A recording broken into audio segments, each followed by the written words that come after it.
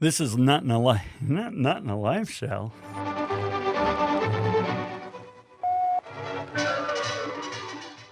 This is Life in a Nutshell. I'm Lon Schiffbauer. As human beings, we really want to get along. We want to be helpful. We want to belong. Now, I know it doesn't always look like that, but it's the truth. Because really, when you think about it, we're a pretty weak-ass species on our own. We are not fast. We are not strong. We are not agile.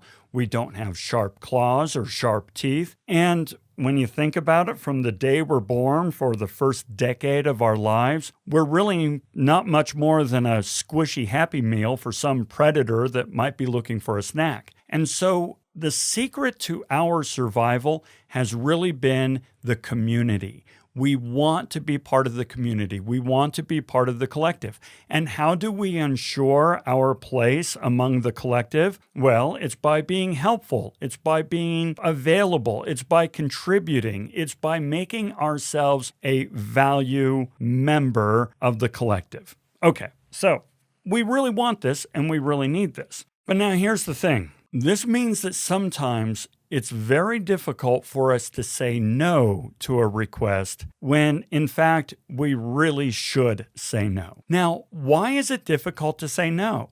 Well, as we just discussed, it may feel like we're jeopardizing our place in the community. We're jeopardizing the value that we contribute to the collective, and we don't want to do that. Now, that's looking at it from a holistic standpoint, right? At the macro level. But now let's look at the micro level.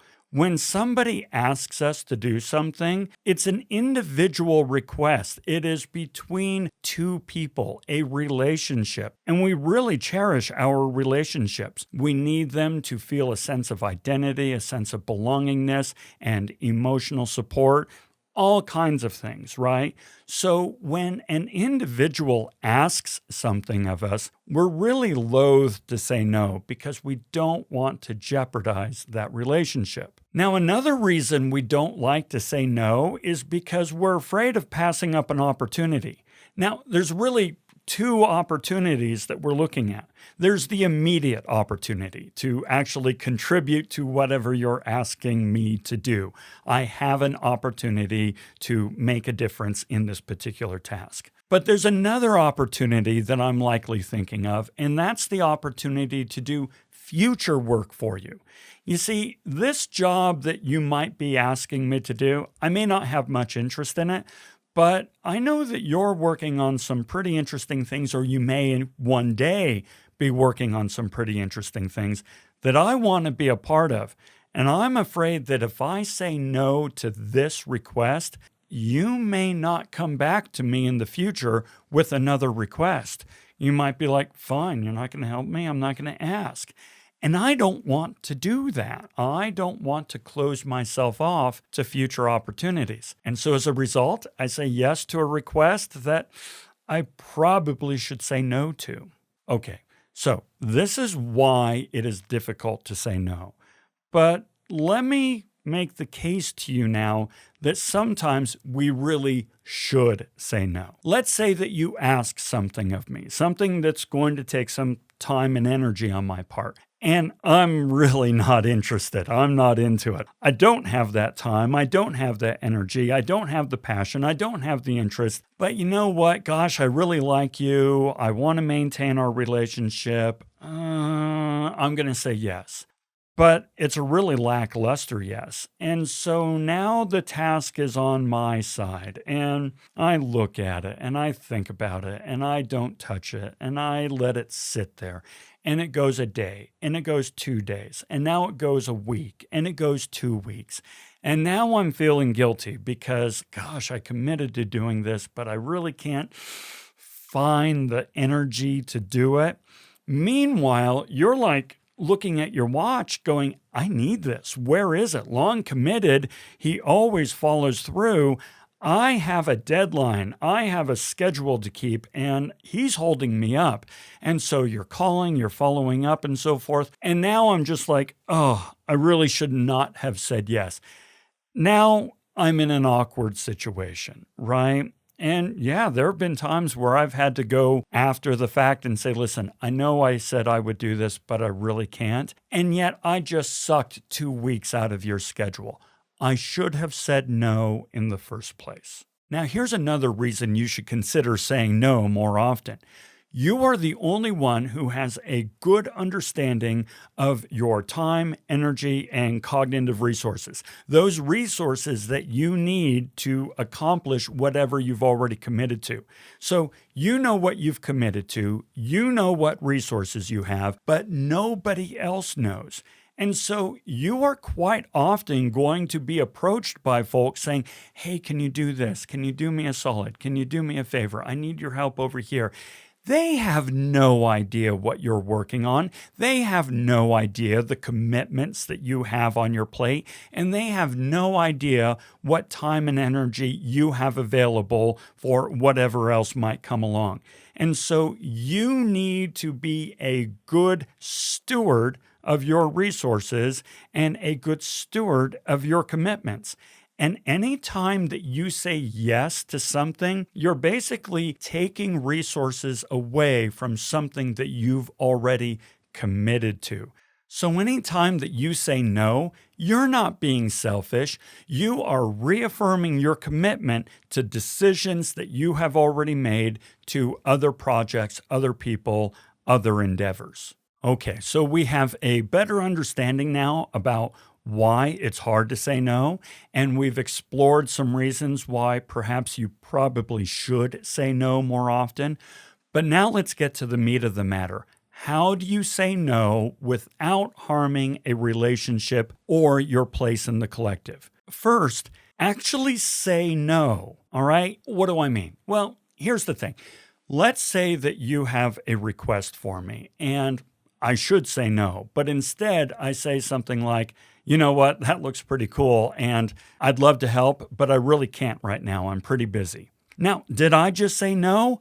No, I didn't. What I said, or at least what you heard, would be, oh, wow, that looks really interesting. I wish I could be a part of that. I just don't know how I would find the time. By saying this, I haven't said no. I have opened up the door for negotiation. You can now return and say, well, do you have some time next week? Maybe I can put off a few things and you can help me out next week. Or do you have some time over the weekend? Or, well, there's a holiday coming up. Can you work me in a little bit there? Or, well, is there something else that you're working on that maybe I can take off your plate so that you can help me? By being wishy-washy with my no, I've really just kind of opened this up as a negotiation, which was not my intention. And therefore, it feels awkward for me. And frankly, I come across as inflexible when I backpedal and say, well, actually, no, I really can't help right now. Oh, okay. Well, I wish you had just told me in the first place. So we can be polite, we can be respectful of our relationship, but at the same time, clear and assertive by simply saying, no, I can't help you with that right now. And that's it. Okay. Now, obviously, they're probably going to come back a few times and take a couple runs at you. I mean, who wouldn't, right? But since you were firm and clear with your first refusal, by continuing to be firm and clear, you're not coming across as inflexible. You're just simply holding to your guns and saying, I'm sorry, I can't do that right now. Okay, but maybe you really can help a little bit, right? So perhaps you don't want to say no, but you want to say something like, you know what, I can't do that, but this is what I can do. So for instance, let's say that you want me to take a look at an article that you're writing, and you say, hey, can you look at the flow, and can you check the spelling, and can you check the grammar, and can you check for APA format, and can you double check my references for me? That's too much. No, I can't do all that. But I can say, you know what? I can't do all that right now. I just don't have the time. But I'll tell you what I will do. It wouldn't take me more than 10 minutes to check APA for you. So I'll go ahead and check the APA, and that includes the APA formatting of your references. So that should help you out. I recommend you talk to so-and-so to see about spelling and grammar, that sort of thing. So let me take care of this. See if you can find somebody else to help you on the other things. That way, I'm not saying no, but I am saying I can't do the whole task. Now, sometimes folks might ask something of you that frankly, they in fact don't need everything done. They think they need to have all these things done before they can move forward on a project. But in fact, you know what? So long as they took care of this one aspect, they would be fine. So you can say that. You say, listen, what you're asking, that's way more work than we need to do. All you really need to focus on is this piece, and I'll help you with that piece. The rest, I wouldn't worry about it. So basically, you're saying, you're coming to me with an 8-hour task. Let's make it a 30-minute task, and you're going to get the same value out of it.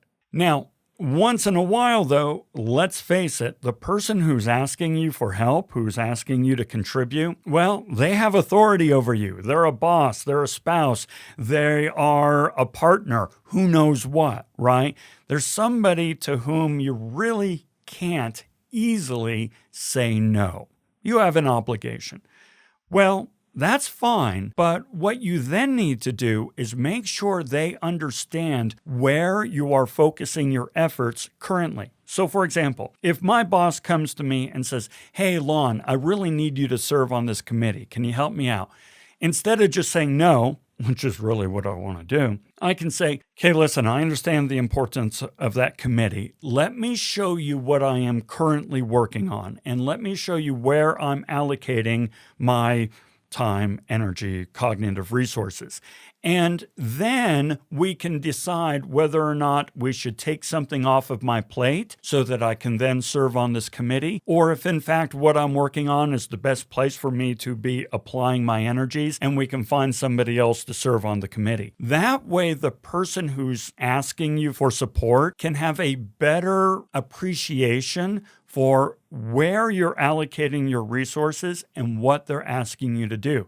And then they can make the call. They can say, well, actually, you know what you're working on, that's where I need you. Fine. Or they can go, you know what, I didn't even know you were working on this. That's not important to me right now. Let's take that off of your plate. Let's put you on the committee. That's fantastic. You're still being respectful of your time, energy, and resources and commitments, while at the same time being respectful of your relationship with whomever it is that's making this request. So there you go. The main thing I want you to really embrace and understand is you have already made commitments to your own projects, to your own goals, to your own endeavors. And you have an obligation to make good for those commitments. And so when you say no, you are being respectful to the commitments you've made to other obligations. You're not being selfish. You're reaffirming your dedication to decisions and commitments already made. Okay? I hope you found something here helpful. If you did, I hope you'll consider sharing this podcast with your friends, families, coworkers, folks like that, because after all, they are quite often asked to do things as well, and maybe they can use some tips and tricks on how to better say no when that's the right thing to do. All right? So until we talk again, have a fantastic day.